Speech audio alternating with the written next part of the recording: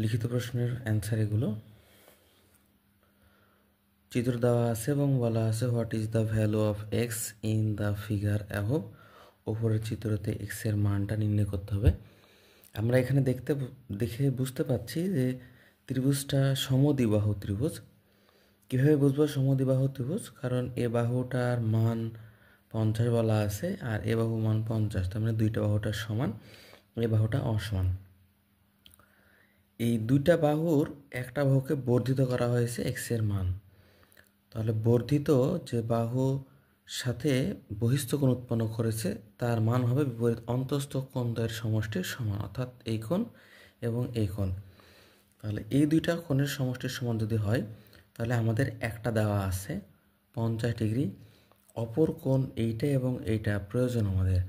তাহলে সে অনুসারে আমরা বলতে পারি যে বিপরীত বাহুর কোণগুলো সমান হবে, কারণ এটা সমদ্বিবাহু ত্রিভুজ, দুইটা কোণ সমান। তাহলে আমরা যদি এই বাহুর বিপরীতে কোণ এইটা বলি তাহলে এই কোণ, আর এই বাহুর বিপরীতে যদি আমরা কোণ বলি তাহলে এই কোণ, এই দুইটা কোণ সমান। এই কোণ এবং এই কোণটা কেমন হবে? সমান হবে।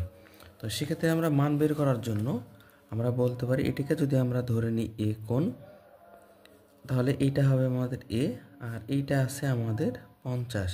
ত্রিভুজের তিন কোণের সমষ্টি 180 ডিগ্রি। তাহলে 2a ইকুয়াল 180 বিয়োগ 50।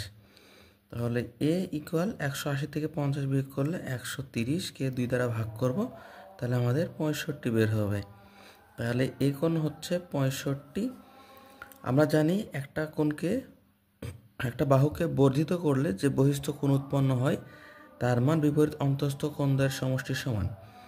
তাহলে 50 ডিগ্রি যোগ 65 ডিগ্রি, 50 এবং 65 যোগ করলে আমাদের হবে 115 ডিগ্রি।